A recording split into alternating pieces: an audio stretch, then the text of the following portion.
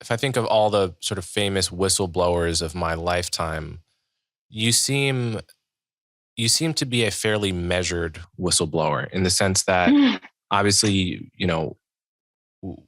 you had to work quite hard to probably collect and leak the papers that we now call the Facebook papers that were reported on in the journal and revealed all of Facebook's awareness of the problems and neglect of the problems.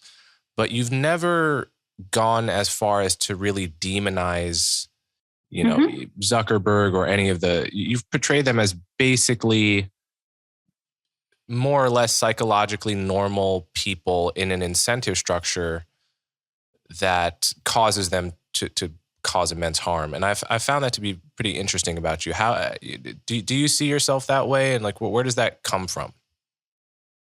I want to be have a little bit of subtlety there. So I don't know Mark personally. I've never met him. I've never interacted, I think, with any of the executives of Facebook directly. But I have interacted with lots and lots of individual contributors, mid-level people at Facebook. And across the board, the thing that I saw was that Facebook is largely populated by kind, conscientious people who genuinely value connection, right? Like you think about the kinds of people who work at a social media company. They're people who value as a thing to spend your life working on, connecting people. And those kinds of people are generally nice people.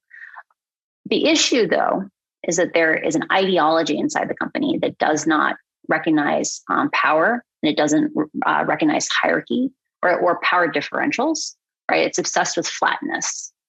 A lot of people aren't aware of this, but like Facebook has the largest open floor plan office in the world. It's a quarter of a mile long.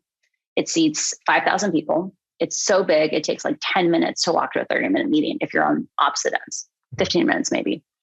And part of the reason that they do that is that if you don't acknowledge that you have power, you don't have to acknowledge that you have responsibility either.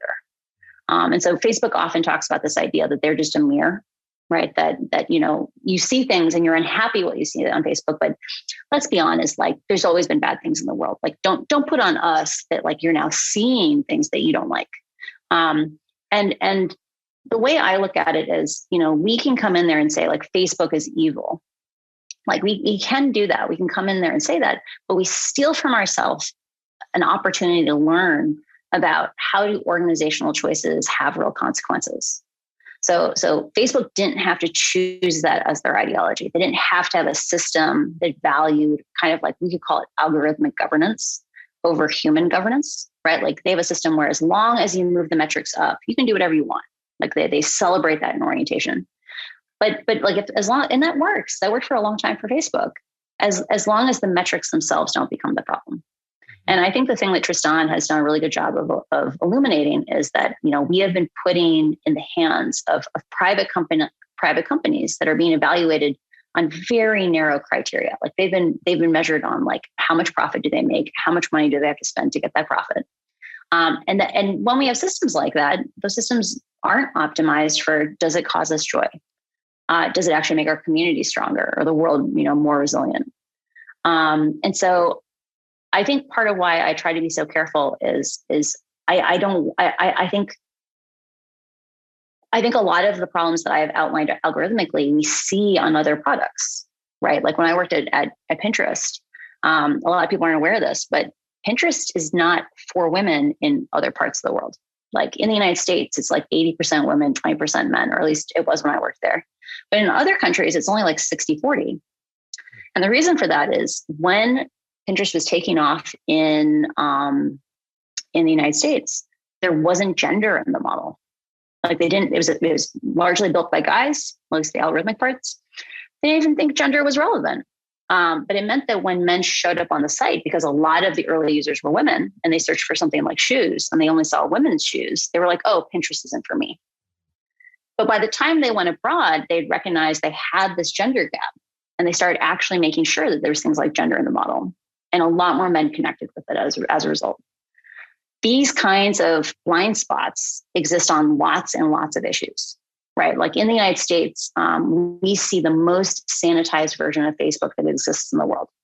Like one of the things that came out from my disclosures was that Facebook spent, at least in 2020, 2021, spent 87% of its operational budget for misinformation. So that's things like third-party fact-checking, moderators.